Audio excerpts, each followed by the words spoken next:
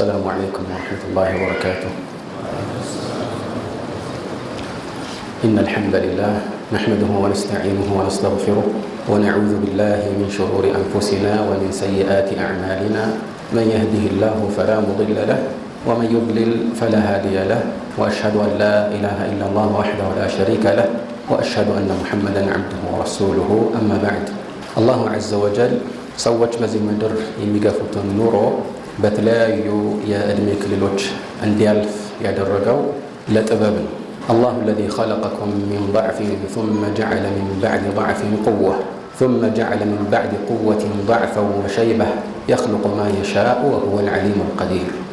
الله ያነው እናንተን ከደካማ ነገር የፈጠራችሁ ወይም በደካማ ሁኔታ ላይ አድርጎ የፈጠራችሁ ከዚህ ከደካማ ሁኔታ በኋላ ደግሞ ኃይልን ወይም ብርታትን አደረገላችሁ።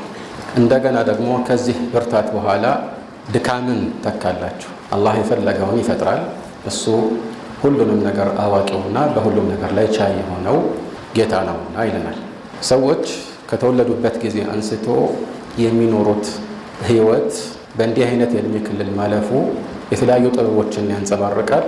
ከነዚህ መካከል አንዱ ሰው ማንነቱንና መነሻውን እንዳይረሳ በሚያደርግ መልኩ ከደካማ የፍትወት ጠብታ ፈጥሮት የሌሎች እንክብካቤ ከሌለ መኖር እንዳይችል አድርጎ ጥገኛ አድርጎ ፈጥሮት ከዛ በኋላ ደግሞ ራሱን እየቻለ ኃይልን እየተላበሰ ከሌሎች በተሻለ መልኩ እየተንቀሳቀሰ ስለወደፊቱ እንዲያስብና በዚህም እንዲጓተን አድርጎታል። ከዛ በኋላ ደግሞ አላህ እድሜ ከጻፈለት ይህ ኃይሉና ብርታቱ እየደከመና እየከሰመ ይሄዳል።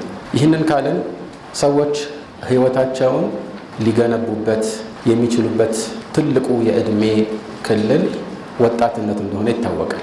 ይህ የወጣትነት የእድሜ ክልል እጅግ በጣም አንገብጋቢ የእድሜ ክልል መሆኑ የሚታወቅ ከመሆኑ ጋር ከዚህ ባሻገር ለሰዎችም ምናልባት አደገኛ የሆነ ዝንባሌ ውስጥ እንዲገቡ ሊያደርጋቸው የሚችል ግንፍልተኝነትንና ግፊትን ያዘለ ነው። ለዚህ ነው በወጣትነት እድሜው የአላህን ሱብሓነሁ ወተዓላ ትእዛዝ አክብሮ በዚህ መልኩ የኖረን ሰው አላህ ሱብሓነሁ ወተዓላ ለየት ባለ መልኩ የቂያማ ቀን ሰዎች በፀሐይ ሲቃጠሉ በእርሱ ጥላ ስር ያውለዋል። 7 የአላህ ጥላ ስር የሚኖሩ የሰዎች አይነት በተጠቀሱበት ሐዲስ ላይ አንዱ የተወሳው ወሻቡን ነሸአ ፊ ጣዓቲላህ የአላህን ትእዛዝ እያከበረ ያንን እየፈጸመ ያደገ ወጣት ነው። ይህ ወጣትነት በተቻለ አቅም በአላህ ፍራቻ ካልተለጎመ እንደ እሳት ባለቤቱን ብቻ ሳይሆን ሌሎችን ሊያቃጥል ይችላል።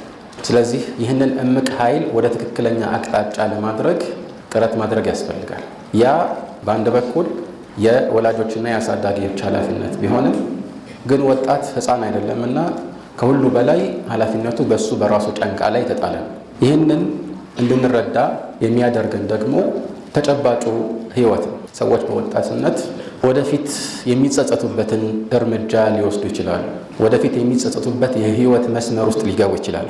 ስለዚህ ይህ ወሳኝ የእድሜ ክልል ነው ማለት ነው። እንዲያውም አብዛኛውን ጊዜ ሰዎች ከተወሰነ የእድሜ ክልል በላይ ህይወታቸው የሆነ መስመር ላይ ረግተው ስናገኝ ይህ የተቀየሰው በወጣትነት እድሜ ክልል እንደሆነ መረዳት እንችላለን። ስለዚህ ይህ እድሜ ክልል የወደፊት ህይወታችንን አቅጣጫ የምናስይዝበትና የሚቀርጽበት ነው። እንዲያውም ይህ በእያንዳንዱ ግለሰብ ላይ በነፍስ ወከፍ ባይሰራ እንኳን አብዛኛው ሰው ምናልባት ከ15 ዓመት እስከ 25 ዓመት ባሉት የእድሜ ዓመታት ውስጥ የሚኖረው ዝንባሌ ለወደፊት ህይወቱ ከፍተኛ ተጽዕኖ ይኖረዋል።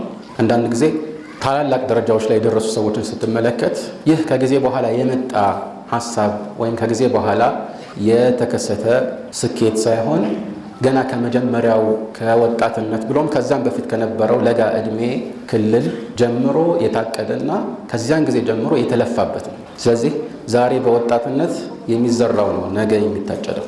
ችግሩ አብዛኛው ሰው ያው ወጣትነት በተወሰነ መልኩ ትኩስነትንና ለጋነትን የሚያንጸባርቅ በመሆኑ ይህንን አይረዳም። ይህ ካለፈ በኋላ ነው ሰዎች መቆጨት የሚጀምሩት ማለት ነው። ካለው ተጨባጭ አንጻር ይህ ወጣትነት ለወደፊት ስኬት አንድ ሰው የሚበቃበት እምቅ ኃይል መሆኑን ለማረጋገጥ በአካባቢው ያሉ ሊስተካከሉ የሚገቡና ሊመቻቹ የሚገቡ ነገሮችን ማመቻቸት ያስፈልጋል ማለት ነው።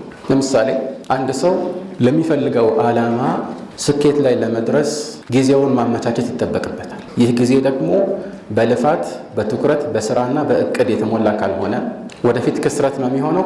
ክስረት ሲባል ባለመጠቀሙ በመጸጸት ብቻ አይደለም ክስረትነቱ የሚረጋገጠው፣ ነገር ግን ጭራሽ በመጥፎ ባህሪያት ሊቀረጽ ብሎም ከማይገቡ የህይወት መስመሮች ጋር እንዲዛመድ መነሻ ሊሆነው ይችላል። ለዚህ ነው አቡል አታሂያ የተባለው ታላቁ የኢስላም ገጣሚ ኢነ ሸባበ ወልፈራገ ወልጂደህ መፍሰደቱን ሊልመርኢ አዩ መፍሰዳህ ይላል። ሶስት ነገሮች ከተሰባሰቡ ለአንድ ሰው መበላሸት ዋነኛ አስተዋጽኦ እንደሚያደርጉ እየገለጸልን፣ የመጀመሪያው ወጣትነት ነው። ወጣትነት መጥፎ ነው እያለ አይደለም። ነገር ግን ወጣትነት ከሌሎች ነገሮች ጋር ሲሰባሰብ አንዳንድ ጊዜ የሚያሳድረው ተጽዕኖ ከባድ ሊሆን ይችላል። አንደኛው ወጣትነት ነው። ሁለተኛው ደግሞ ትርፍ ጊዜ ነው። አልፈራግ የራሱን ህይወት ሊቀይርበት የሚችላቸውን መልካም የዱንያም ይሁን የአኺራ ተግባራት ላይ አለመጠመዱ ራሱ በመጥፎ ነገር ይህንን ጊዜ እንዲሞላ ያደርገዋል። ልክ እንደ ባዶ በርሜል አስቡት። በጥሩ ነገር ካልተሞላ በመጥፎ መሞላት አይቀርምና። ሶስተኛው ደግሞ አልጂዳህ። ጂዳህ ማለት ለምሳሌ ገንዘብን ወይም ደግሞ ሌሎች ህይወትን በምቾት የሚሞሉ ነገሮችን ፊት ለፊቱ በቀላሉ ማግኘት ከቻለ ማለት ነው። ስለዚህ ራሱን ሙሉ ለሙሉ የሚቆጣጠርበት የአእምሮ ብቃት ላይ አይደለም። ያም ብቻ ሳይሆን መጥፎ ስራ ለመስራት የሚገፋፉ ነገሮች ከመብዛታቸው ጋር በዚህ ነገር እንዳይጠመድ እና በተቃራኒ ደግሞ መልካም ስራን በመስራት ራሱን እንዲጠምድ የሚያደርጉ እድሎች አልተመቻቹም። ከዚህ ባለፈ ደግሞ መጥፎን ለመስራት ነገሮች ተመቻችተውለታል። ገንዘብም ከሆነ ፊት ለፊቱ በቀላሉ ሊያገኘው የሚችለው ሊሆን ይችላል። በእንዲህ አይነት ሁኔታ ላይ ካለ አብዛኛውን ጊዜ ችግር ሊፈጠር ይችላል። ያው የሁል ጊዜ መርህ ሆኖ ማለት አይደለም። ስለዚህ ይህንን አዎንታዊ በሆነ መልኩ ለማልማት አስቀድሞ ማሰብ ያስፈልጋል። አንድ ሰው ለተለያዩ ትናንሽ ነገሮች እንደሚያቅደው ለራሱ ህይወት መስተካከልና መስመር አስቀድሞ ማቀዱ ተገቢ ነው እና ይህንን ለማድረግ የሚያግዙ በርካታ ቁም ነገሮች አሉ። ከሁሉ በፊት እንደ ጥቅል የምናወራው ጊዜን በአግባቡ መጠቀም። ብዙዎች ዘንድ ጊዜ ወርቅ እንደሆነ ይነገራል። በኢስላም ጊዜ ከወርቅ በላይ በጣም ውድ እንደሆነ ታውቃላችሁ። አልወቅቱ አንፈሱ ማ ዑኒተ ቢሒፍዚሂ ወአራሁ አስሀለ ማ ዐለይከ የዲዑ። አንተ ልትጠበቀው የሚገባው ትልቁ ሀብትህ ጊዜ ከመሆኑ ጋር በቀላሉ ደግሞ የምታጠፋው እሱ ሆኖ ነው የሚታየኝ ይላል ገጣሚ። እንዲያውም ብዙዎች ዛሬ ወይም ከዛሬም በፊት እንደሚስተዋለው በተለይ ወጣቶች እስቲ የሆነ ነገር እናድርግ ይላሉ። ምንድነው መነሻው? ጊዜ ለማጥፋት ጊዜ እንግደልበት ይባላል። ምን አጥፍቶ ነው የሚገደለው? ጊዜ ሊጠበቅና በስስት እንዳይባክን ሊያዝና ሊንከባከቡት የሚገባ አንጥረ ሀብት ነበር። እንዲያውም ጊዜ የሁሉ ነገር መሰረት ነው። መልካምም ለመስራት መጥፎም ለመስራት መስኩ ጊዜ ነው። ራእስል ማል ወይም ካፒታሉ ጊዜ ነው። ስለዚህ ማትረፍ የፈለገ የግድ ካፒታል ወይም ራእስል ማል እንደሚያስፈልገው ሁሉ ጊዜውን በአግባቡ መጠቀም ይኖርበታል ማለት ነው። ከዚህ አንጻር ነው ከመልእክተኛችን ዓለይሂ ሰላቱ ወሰላም ይህንን የሚያሳዩ በርካታ አስረጆች ተወርተዋል። ለምሳሌ في صحيح البخاري وغيره من حديث ابن عباس رضي الله تعالى عنهما أن النبي صلى الله عليه وعلى آله وسلم قال اثنتان مغبون فيهما كثير من الناس الصحة والفراغ ይላሉ። ሁለት ነገሮች ሰዎች በጣም የሚቆጩባቸው ማለት በአግባቡ ባለመጠቀማቸው የሚቆጩባቸውና የሚከስሯቸው ነገሮች ናቸው ማለት ነው። ገብን የሚለው ቃል ضياع الحظ እንደማለት ነው። አንድ ሰው የሆነን ነገር መጠቀም እየቻለ ሳይጠቀም መቅረቱ ራሱ ገብን ነው እንጂ ከዜሮ በታች የወረደ ኪሳራ ብቻ አይደለም። ይህን የምንልበት ምክንያት ሰዎች ጊዜያቸውን በአግባቡ ካልተጠቀሙ ምናልባት እንደ ጥቅል ጥሩ ሁኔታ ላይ ቢኖሩ ራሱ መቆጨታቸው አይቀርም። ምክንያቱም አንድ ሰው በጊዜው አሁን ከደረሰበት ደረጃ የበለጠ ከፍታ ላይ ለመድረስ መስራትና መልፋት እየቻለ ያንን ባለማድረጉ መቆጨቱ የማይቀር ነገር። የቂያማ ቀን የቁጭት ቀን የሆነው ለዚህ ነው። የውመ የጅመዑኩም ሊየውሚል ጀምዒ ዛሊከ የውሙ ተጋቡን። ያኔ ሰዎች ለሚሰባሰቡበት የመሰባሰቢያ ቀን ይሰበስባቸዋል አላህ ሱብሓነሁ ወተዓላ። ዛሊከ የውሙ ተጋቡን፣ ያ ሰዎች እርስ በእርስ የሚቆጫጩበት ወይም ደግሞ አንዱ በሌላው እይታ መሰረት የሚከስርበት ቀን ማለት ነው። ከሃዲ የሆነ ሰው ምናልባት ብሰራ ኖሮ እኮ ያ አማኝ የደረሰበት ደረጃ ላይ ይደርስ ነበር ብሎ ያስባል። ሌላ አማኝ ደግሞ ከዚህ የበለጠ በለፋ ኖሮ እከሌ የደረሰበት ታላቅ ደረጃ እንጎናጸፍ ነበር ይላል። ያም ሆነ ይህ እነኚህ ሁለት ነገሮችን ሰዎች ይዘናጉባቸዋል ማለት ነው። እነማን ናቸው? አንደኛ አስሐ ጤንነት ይላሉ።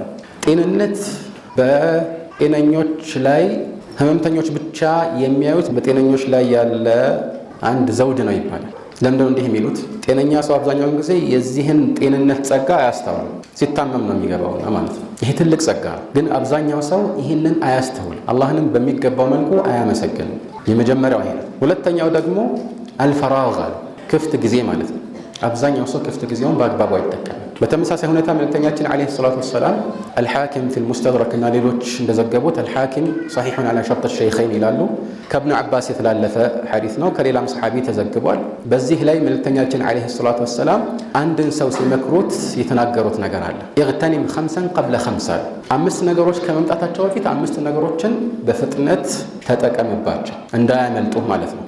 ሸባበከ ቀብለ ሀራሚክ ወስሐተከ ቀብለ ሰቀሚክ ወጊናከ ቀብለ ፈቅሪክ ወፈራገከ ቀብለ ሹግሊክ ወሐያተከ ቀብለ መውቲክ። የመጀመሪያው ወጣትነትን ነው። ወጣትነትህን ከእርጅና በፊት ተጠቀምበታል። ብዙዎቻችን ወጣትነት ረጅም ጊዜ የሚቆይ ይመስለናል። ነገሩ ምንም ያህል ቢቆይ የሚመጣ ነገር ሁሉ ቅርብ ነው የሚባል አባባል አለ አይደል? ኩሉ አቲን ቀሪብ፣ የሚመጣ ነገር ሁሉ ቅርብ ነው። እስቲ ዛሬ ያለንበት እድሜ ክልልና ከዚህ በፊት ከተወሰኑ ዓመታት በፊት ስለዚህ እድሜ የነበረንን ግንዛቤ እናስተውል። ሩቅ ይመስለን የነበረው እድሜ ላይ ነው ዛሬ የምንገኘው። ወደፊትም እንዲያ መሆኑ አይቀርም። ስለዚህ ይህንን ወጣትነት በዚህ ትኩስ ኃይል አላህን በማምለክና ለራሳችን የሚጠቅም ነገር በመስራት ልንጠቀምበት ይገባል ማለት ነው። ሁለተኛው ደግሞ የጠቆሙት ነገር በሽታ ከመምጣቱ በፊት ጤንነትህን ተጠቀምበት ማለት ነው። መቼ እንደሚመጣ አታውቅም። ሶስተኛው ደግሞ ድህነት ከመምጣቱ በፊት ሀብትህን ተጠቀምበት። ሀብት ሁሌ ከኛ ጋር የሚቆይ መሆኑን ማስተማመኛ የለም። አራተኛው ደግሞ ፈራገከ ቀብለ ሹግሊክ፣ በሆነ ነገር ሳትጠመድና ጊዜ ከማጣትህ በፊት ክፍት ጊዜህን ተጠቀምበት። ሙስሊም በመሰረቱ ክፍት ጊዜ ብሎ የሚጠራው ምንም መልካም ስራ የማይሰራበት ባዶ ጊዜ ሊኖረው አይገባም። ምክንያቱም ይህንን ዛሬ ያለንበትን ህይወት ልንጠቀምበት ይገባል እና እድል ነው። እንዴት ክፍት ይሆናል? ምንም ነገር ሳያደርግ አንድ ሰው እንዲሁ በዋዛ በፈዛዛ ጊዜውን መግፋቱ የአማኝ መገለጫ ሊሆን አይገባል። ከሰለፎች መካከል አንዳንዶቹ ነገ ቅያማ ነው ቢባሉ ኖሮ የሚጨምሩት ነገር አልነበራቸውም የተባሉ አሉ። ለማንኛውም ክፍት ጊዜን በሆነ መልኩ ሳንጠመድና ጊዜ ከመጥበቡ በፊት መጠቀም ይኖርብናል። ይሄ ደግሞ የታወቀ ነው። ለምሳሌ ቁርአን መቅራትና ማንበብ ወይም የሸሪዓ እውቀትን መቅሰም ወይም ደግሞ ተመሳሳይ ነገሮችን ማድረግ የምንችልባቸው ሁኔታዎች ይመቻችሉን ይሆናል። እነኚህ ነገሮች በዚህ መልኩ የሚዘወትሩ ይመስሉንና እንዘናጋለን። ከጊዜ በኋላ አጣብቅኝ ውስጥ እንገባለን። ከፍተኛ የሆነ የጊዜ መጣበብ ሲያጋጥመን ቁጭት ይወርሰናል ማለት ነው። አምስተኛው ደግሞ ወሐያተከ ቀብለ መውቲክ፣ ይሄ ከዚህ በፊት ያለፈውን ሁሉ የሚከልስልን አንድ አካታች ገለጻ ነው። ከመሞትህ በፊት ህይወትህን ተጠቀምባት አሉ። አሁን ይቺ ህይወት አንዲት እድል ነች፣ የማትመላለስ የተሰጠችን አንዲት እድል ብቻ ነች። ስለዚህ ይችን እድል እንጠቀምባት ይገባል። ለዚህ ነው ከሃዲያን አላህ በቁርአን ላይ እንደገለጸልን እሳት ውስጥ ገብተው ሲሰቃዩ ረበና አኽሪጅና ነዕመል ሳሊሐን ገይረ ለዚ ኩና ነዕመል፣ ስንሰራው ከነበረው የተለየ መልካም ስራ እንስራና መልሰን ወደ ዱንያ እንመለስ ብለው አላህን ሲለምኑ አላህ የሚሰጣቸው መልስ ምንድን ነው? አወለም ኑዓሚርኩም ማ የተዘከሩ ፊህ መን ተዘከረ ወጃአኩም ነዚር ፈذوቁ ፈማ ሊዛሊሚነ ሚን ነሲር። አንድ የሚገሰጸው የሚገሰጽበትን ያህል እድሜ አላኖርናችሁም ወይ? ማስታወስ የፈለገ ራሱን ማስተካከል የፈለገ ማስተካከል የሚችልበት እድሜን አልሰጠናችሁም ወይ ይላል። አስጠንቃቂዎችንም ልከንላችሁ ነበር ይላል። በቂ የእድሜ ክልል ሁሉም ሰው ይሰጠዋል። በተለይ እድሜው ከፍ ባለ ቁጥር አንድ ሰው ሑጃው በሱ ላይ ይበልጥ የጸና ይሆናል። ማለትም አላህ ዘንድ እንደ ምክንያት የሚያቀርበው ነገር እየጠፋ ነው የሚሄደው። ولذلك جاء في الصحيح عند البخاري من حديث أبي هريرة أن النبي صلى الله عليه وآله وسلم قال أعذر الله إلى امرئ أخر أجله حتى بلغه من العمر 60 سنة. አንድን ሰው የሚሞትበትን ጊዜ አላህ አቆይቶለት 60 ዓመት ካደረሰበት በቃ ምንም አይነት ተቀባይነት ያለው ዑዝር እንዳይኖረው አድርጎታል። ምንም አይነት ተቀባይነት ያለው ምክንያት አይኖረውም። ከ60 ዓመት በታች ከሆነ ተቀባይነት ያለው ምክንያት ሁሉ ይኖረዋል ማለት አይደለም። ግን አንድ ሰው እድሜው በረዘመ ቁጥር ወደ ሞት እየተጠጋ እንደሆነ የሚያስታውስበት ነገር ነው። አልፉضይል ብን ዒያድ አንድ ጊዜ የሆነ ሰውን አገኘና እድሜ ስንት ነው? ከማታ ዓለይከ ቃል 60 ሰና 60 ዓመት ሞልቶኛል አለ።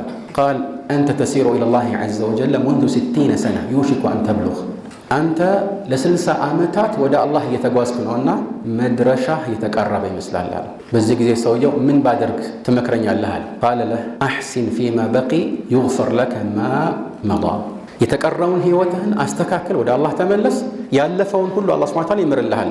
ካልሆነ ግን በተቃራኒ አንድ ሰው ወደፊት በሚሰራውም ከዚህ በፊት በሰራውም ወንጀል መጠየቁ የማይቀር ይሆናል ማለት ነው። ከዚህ አንጻር የጊዜ አንገብጋቢነት አዋቂዎች ዘንድ ሁል ጊዜ ሲወሳ እናገኛለን። ከዚህ በፊት እንዳልነው የኛ ዋና ራስ ማል ወይም ካፒታልና ማንነታችን ጊዜ ነው። አልሐሰን አልበስሪ ምን ይላሉ? ኢብነ አደም ኢነማ አንተ አያም ኢዛ ዘሀበ የውሙን ዘሀበ ባዕዱክ። አንተ የሰው ልጅ ሆይ አንተ ማለት እኮ የቀናት ስብስብ ነህ። አንድ ቀን በሄደ ቁጥር ካንተ የተወሰነ ከፊል ይሄዳል አብረዋል። ጊዜ በነጎደ ቁጥር እኛም እድሜያችን እያጠረ ነው የሚሄደው። አብዛኛዎቻችን እድሜያችን ጨመረ ነው የምንለው፣ እውነታው ግን እየቀነሰ ነው የሚሄደው። ምክንያቱም አላህ የወሰነልን የእድሜ ገደብ አለ። ያ ገደብ ደግሞ ስንት እንደሆነ ማናችንም አናውቅም። ሞት የትኛው ቦታ ላይ ሆኖ እንደሚጠብቀን አናውቅም። ስለዚህ ቀናት ባለፈው ቁጥር እድሜያችን እያጠረ ነው። ከዚህ አንጻር አዋቂዎች ቀናቸውን አስመልክቶ እጅግ በጣም ይሰስቱ ነበር። ጊዜያቸውን ለመጠቀም በጣም ይለፉ ነበር። አልሐሰን አልበስሪ አሁንም እንደሚሉት አድረክቱ አቅዋመን ካኑ አሸደ ሒርሰን ዐላ አውቃትህም ሚንኩም ዐላ ደናኒሪኩም ወደራሂሚኩም ይላል። እኔ ከዚህ በፊት ያጋጠሙኝ የድሮ ሰለፎች ለምሳሌ ታላላቅ ሰሓቦችና ታቢዕዮች አሉ። እነዚህ ሰዎች እናንተ ለዲናራችሁና ለዲርሃማችሁ ማለት ለገንዘባችሁ ከምትሰስቱት የበለጠ ለጊዜያቸው ይሰስቱ ነበር አሉ። ታላቁ ሰሓቢ ዓብዱላህ ብን መስዑድ ረዲየላሁ ዐንሁ ወአርዳህ ምን ይላሉ? ማ ነዲምቱ ዐላ ሸይኢን ነደሚ ዐላ የውሚን ገረበት ሸምሱህ ነቀሰ ፊህ አጀሊ ወለም የዚድ ፊህ ዐመሊ። የሆነ ቀን ጀንበር ጠልቃ የኔ ዕድሜ ቀንሶ ስራዬ ሳይጨምር ከሚያልፍበት ቀን የበለጠ የሚያጸጽተኝ ነገር ወይም የሚቆጭበት ነገር የለም ይላሉ። ወከዛሊከ ዑመር ብን ዓብድልዓዚዝ ቃለ ረሒመሁላህ ኢነ ሌይለ ወነሃረ ያዕመላኒ ፊክ ፈዕመል ፊሂማ። ቀንና ሌሊት በአንተ ላይ ስራቸውን ይሰራሉ፣ ስለዚህ አንተ በእነሱ ውስጥ ስራህን ስራ ማለት ነው። ቀንና ሌሊት በአንተ ላይ ስራቸውን ይሰራሉ የሚለው ገለጻ ችግር የለበትም። እድሜህ እየቀነሰ እንደሚሄድ የሚያሳይ ዘይቤያዊ ገለጻ እንጂ ጊዜ በራሱ ሰዎች ላይ ቀጥተኛ ተጽዕኖ እንደሚያሳድር ለማሳየት የተነገረ አይደለምና ማለት ነው። ለዚህ ነው የቀንና የሌሊትን መፈራረቅ አላህ ሱብሓነሁ ወተዓላ አንድ ትልቅ ምልክት ያደረገው። ወጀዐልና ሌይለ ወነሃረ አየተይን ፈመሐውና አየተ ሌይሊ ወጀዐልና አየተ ነሃሪ ሙብሰራ ወቃለ ሱብሓነሁ ወተዓላ ወሁወ ለዚ ጀዐለ ሌይለ ወነሃረ ኺልፈተን ሊመን አራደ አን የዘከረ አው አራደ ሽኩራ። እርሱ ማለትም አላህ እሱ ነው ቀንና ሌሊትን የሚፈራረቁ ያደረጋቸው። ኺልፈተን ማለት አንደኛው ትርጉሙ አንዱ ሌላውን የሚተካ ያኒ የኽልፉ ባዕዱሁ ባዕዳን ማለት ነው።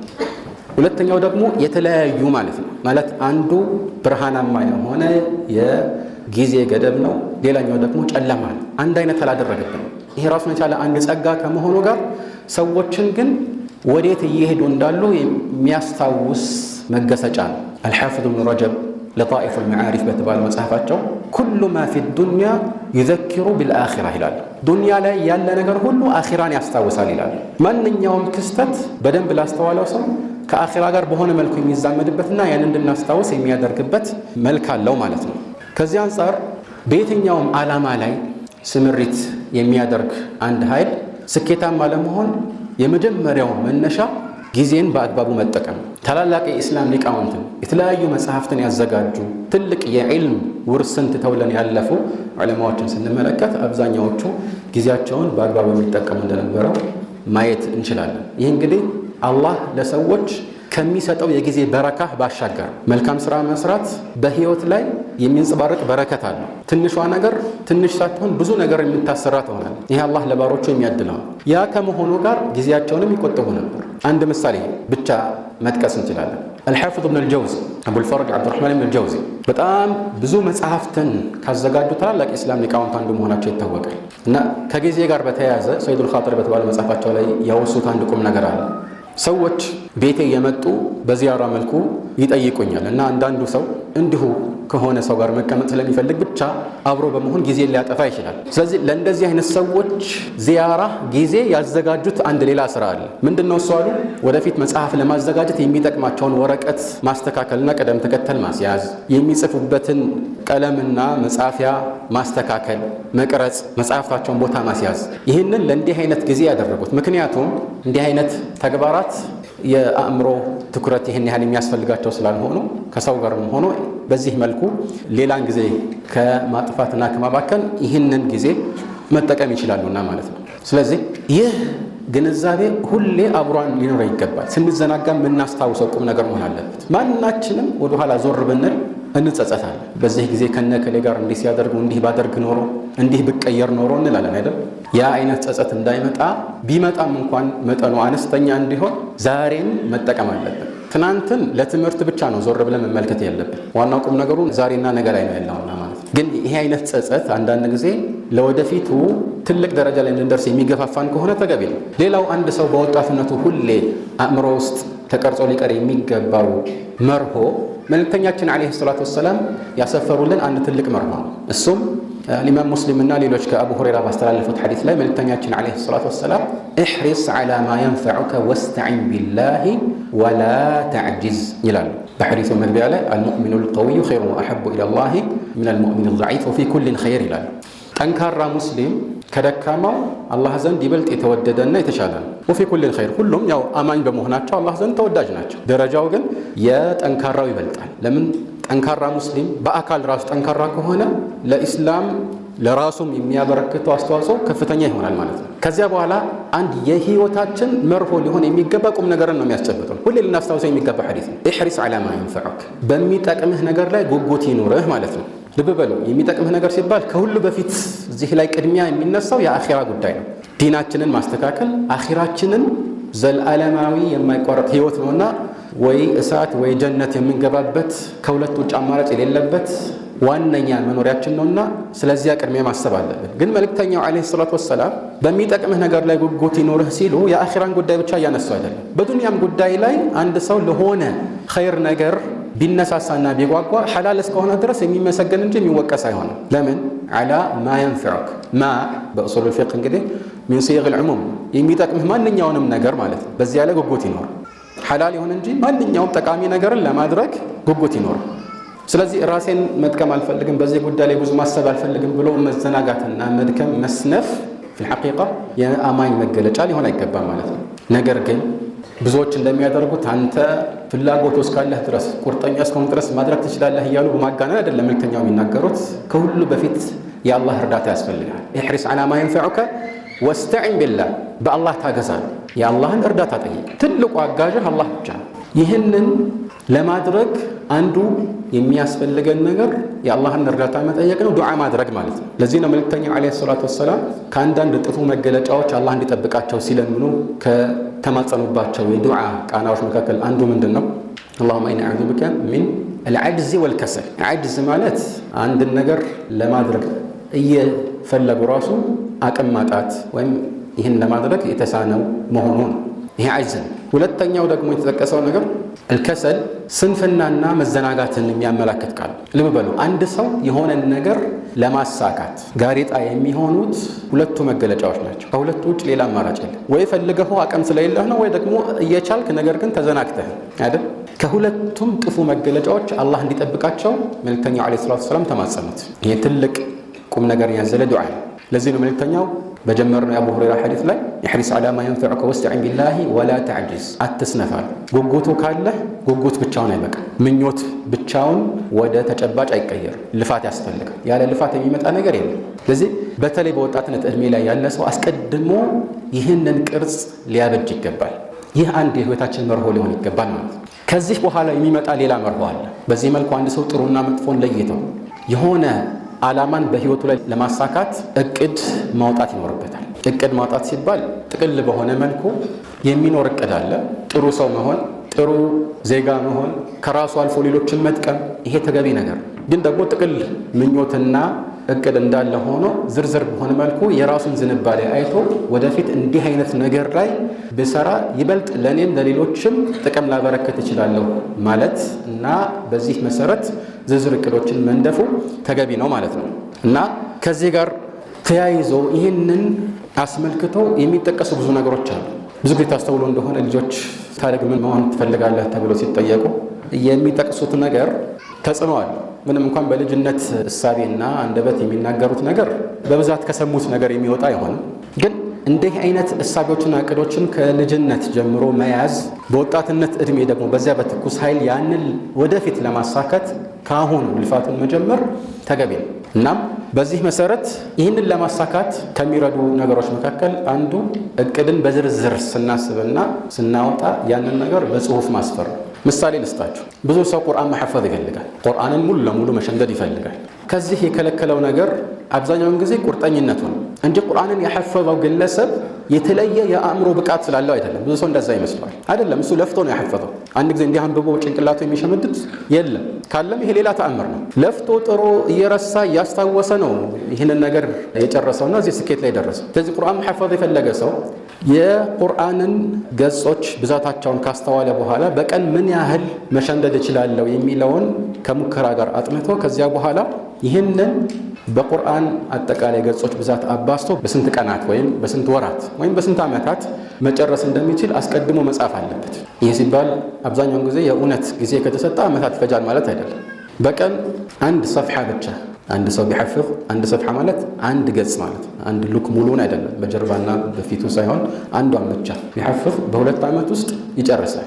ታይፕ 2ን እስከሐፈዘ በስንት ጊዜ ይጨርሳል? በአንድ ዓመት እንደማለት አይደል? 3 እስከሆነ እንደዚህ ከ6 ወር ከፍ ያለ ጊዜ ይፈጅበት ይሆናል። ግድ የለም 2 ሰፍሓ አንድ ሰው ቢሐፍዝ እድሜው የፈለገ ያህል ቢሆን ማለት ነው።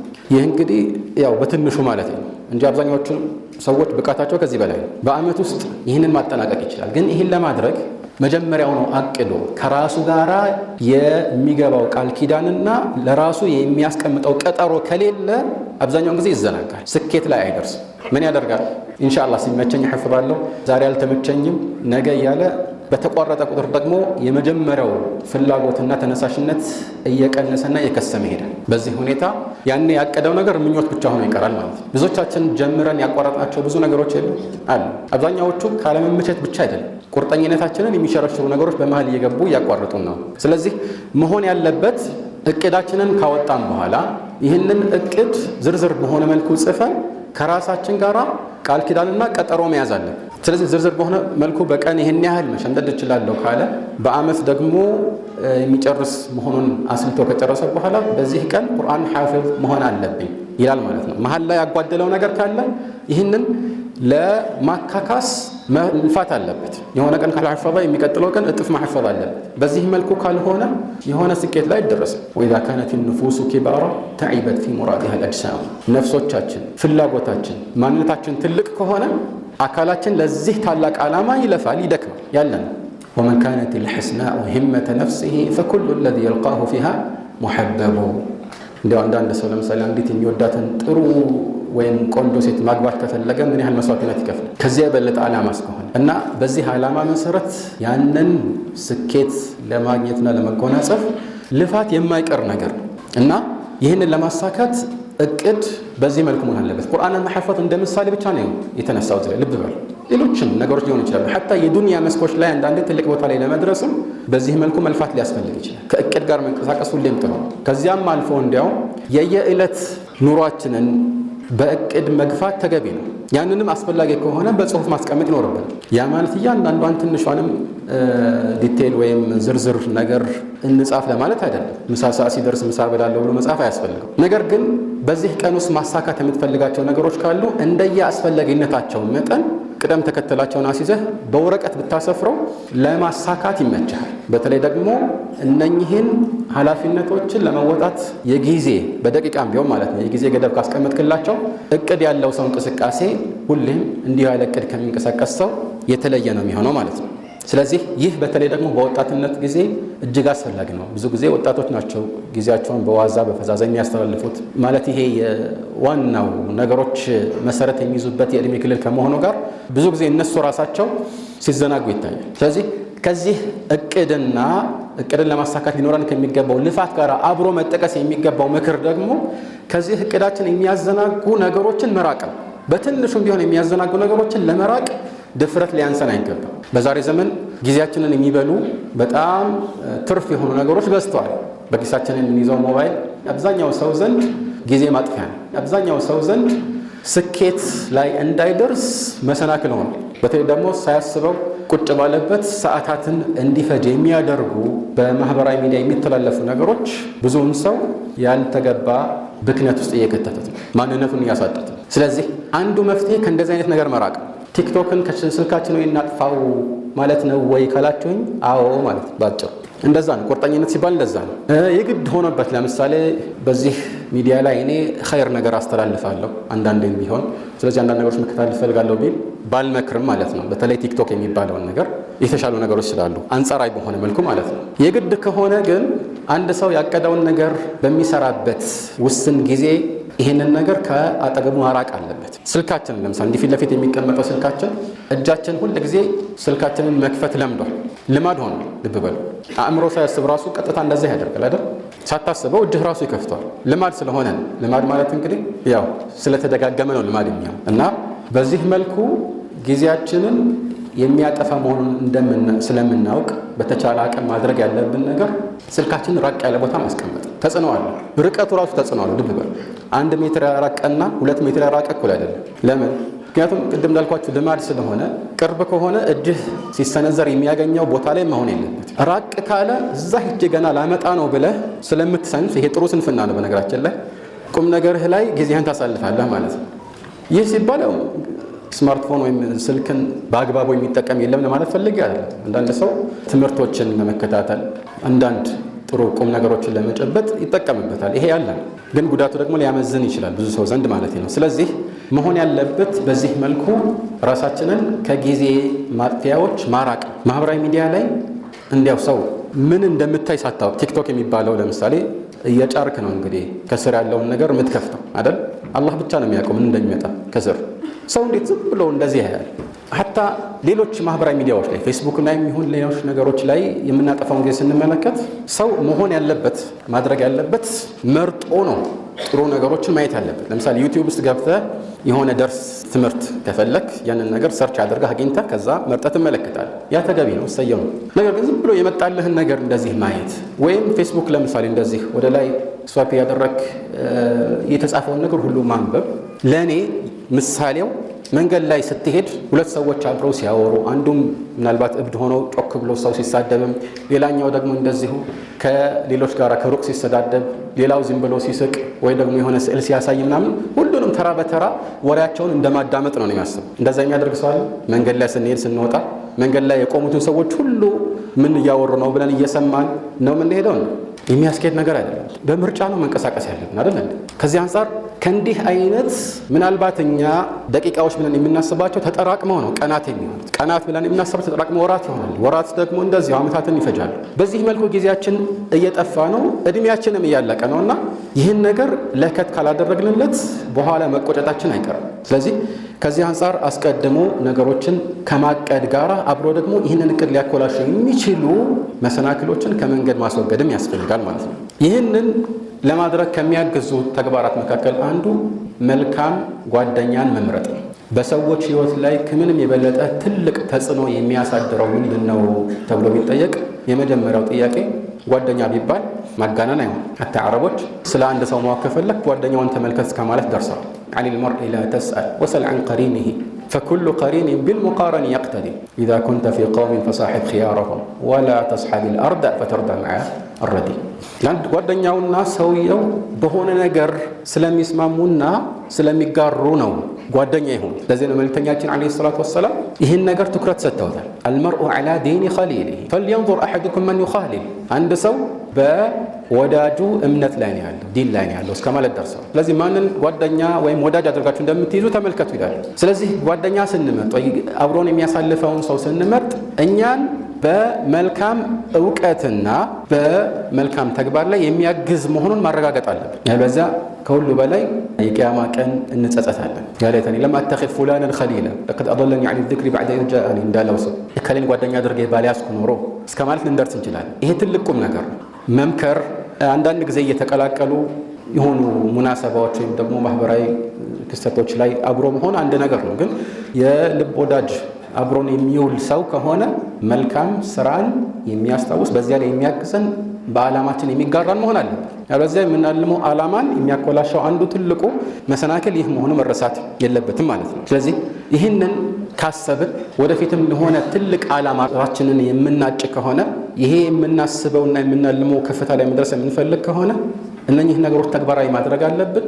እንዲሁም ራሳችንን በእንዲህ አይነት ስርዓታዊ ህይወት ላይ ማለማመድ አለን። አንዳንድ ነገሮች መጀመሪያ አካባቢ ሊከብዱ ይችላሉ። በኋላ ግን ሰውነታችን ራሱ ልማድን ይወዳል። ሩቲን የሚባል ነገር ታውቃላችሁ። ሰውነታችን ሁል ጊዜ በየቀኑ በሆነ ሰዓት ላይ የምንፈጽመውን ነገር ይበልጥ ይወዳል። አእምሯችንም እየለመደው ስለሚሄድ ዝግጁነት ይኖረዋል ማለት ነው። ምንም አይነት የሚከብድ ህይወት ላይ ብትሆኑ ራሱ ራስህን ማለማመድ አይከብድም። ወነፍሱ ከጥፍሊ ኢን ቱህሚልሁ ሸበ ዐላ ሑቢ ረዳዒ ወኢን ተፍጢምሁ የንፈጢም። አንድ ሰው ምሳሌው እንዴት ነው? ወይም የአንድ ሰው ነፍስ እንደ ህፃን ልጅ ጡት ለማስጣል አስቀድመን ቆፍጠን ብለን ከሚገባው ጊዜ በላይ ጡት እየጠባ ትልቅም ሆነ በዛው እንዳይቀጥል ካደረግነው ወዲያው ይለምዳል። መጀመሪያ አካባቢ ግን ማልቀሱ አይቀርም አይደል? ነገር ግን አስቀድመን ካስጣል ነው የተወሰነ ጊዜ ያለቅስና ከዛ በኋላ ይለምደዋል። ምንም አይቸገርም። ገና በ6 ወር ልጆችን ጡት አስጥሉ እያልኩ አይደለም። ልብ በሉ። ቁርአን ውስጥ ያው እስከ 2 ዓመት ድረስ ተገቢ እንደሆነ የሚያሳይ ገለጻ አለ፣ ግዴታም ባይሆን ማለት ነው። ግን ነፍስ እንደዚያ ነች። ነፍስ መለማመድ የምትችል ነች። እኔ እንዲህ አይደለሁም ብሎ አንድ ሰው ራሱን ከመልካም ጎዳናና ከዓላማው ወደኋላ ማስቀረት በፍጹም የለበትም። የወጣትነት ጊዜ ቢያልፍበት እንኳን ብዙ ጊዜ ያው ቅድም ለምሳሌ አብዛኛውን ጊዜ ሰው የህይወቱን ቅርጽ የሚቀርጸው ከ15 ዓመት እስከ 25 ነው ስንል ይሄ ባለው ተጨባጭ መሰረት አብዛኛውን ጊዜ የሚስተዋል ለማለት እንጂ ሁሉም በዚህ መልኩ ነው ማለት አይደለም። ከዚህ በላይ ከፍ ያለ እድሜ ላይ ሆነው እውቀትን መማር ጀምሮ የኢስላም ታላቅ ሊቅ የሆኑ ብዙ ዑለማዎችን እናውቃለን። ያም መሆን ይቻላል። ምክንያቱም አንዳንድ ጊዜ ለአንድ ነገር የምንሰጠው ጊዜ በጣም ሰፊ ሲሆን ያንን ነገር በዚህ በሰፊ ጊዜ ሳይሆን በጠባብ ጊዜ ውስጥ ማሳካት እየቻልን በዚህ መልኩ መቆየታችን እንድንዘናጋ ያደርገናል። በአጭር ጊዜዎች ነገሮችን ለማሳካት መሞከር ጥሩ ነው። ያለ አግባብ መደረግ የሚገባቸው ነገሮች መተውን እስካላስከተለ ድረስ ይህ ተገቢ ነው። ስለዚህ ከዚህ ጋር ተያይዞ ትልቁ ቁም ነገር ጊዜን በአግባቡ ስንጠቀም እና ራሳችንን በዚህ ትክክለኛ የእቅድ መስመር ላይ ስናስገባ ያ ነገር መጀመሪያ አካባቢ ሊከብደን ቢችልም በኋላ ግን ራሳችን የምንለምደው ነው የሚሆነው። እንዲያውም ከዚህ ከትክክለኛ መስመር መውጣት ነው በኋላ የሚያጨናንቀን የሚሆነው ማለት ነው። ስለዚህ ይህን ማድረግ አለብን። ከዚህ ባለፈ ደግሞ ሁሌም መረሳት የሌለበት ነገር አንድ ሰው የሆነ ስኬትን ሲያስብ በጣም ትንሽ ስኬትን ማሰብ የለበትም። ሁሉን ነገር እንደ ስኬት ላሰቡ ጥሩ ነው።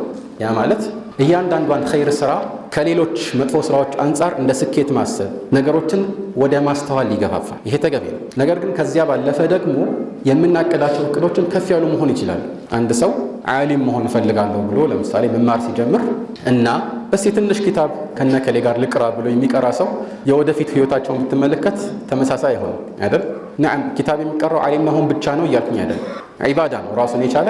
ከዒባዳነቱ ባሻገር አንድ ሰው በዋነኝነት እውቀት በራሱ ላይ ተግባራዊ እንዲሆን ብሎ ነው መማር ያለበት። ነገር ግን የመጀመሪያው እቅዱ ትልቅ ሲሆን ያንን ለማሳካት የሚወስደው እርምጃ ተመጣጣኝ ይሆናል። ያም ብቻ አይደለም፣ የአንድ ሰው ማንነቱ የሚያሳድረው ተጽዕኖ አለ። ለምሳሌ አንድ ትልቅ ሂማ ዓላማ ያለው ሰው ትንሿንም ነገር እንደ ትልቅ ነገር ቆጥሮ አይጨናነቅም። ትኩረቱ ትላልቅ ነገሮች ላይ ብቻ ነው የሚሆነው ማለት ነው። ወተዕظሙ ፊ ዐይኒ ሰጊሪ ሲጋሩሃ ወተስጉሩ ፊ ዐይኒ ልዓዚሚ ልዓዛኢሙ እንደተባለው ትንሽ ሰው ትንሽ ነገሮችን ብቻ ነው የሚያየው። ትንሿ ራሱ ትልቅ ትሆንበታለች። ትልቅ አእምሮና እቅድ እንዲሁም ብቃት ያለው ሰው ትልቁ ነገር እንደ ትንሽ ነው የሚታየው፣ በአላህ ፈቃድ ከሆነ ማለት ነው። እንዲሁ እንችላለን በሚል ፉከራ ብቻ አይደለም። ከዚህ አንጻር ይህንን ሁሉ ባካለለ ሁኔታ ወጣትነታችንን የምንገፋ ከሆነና የአላህ እርዳታን የምንጠይቅ ከሆነ በአላህ ፈቃድ እንዲሁ ተራ ዜጋ ብቻ ሳይሆን ከራሳችን አልፈን ሌሎችን የምንጠቅም ለወደፊቱ ትውልድ ትልቅ አሻራን የምናሳርፍ ልንሆን እንችላለን። አላህ ሱብሓነሁ ወተዓላ ሁላ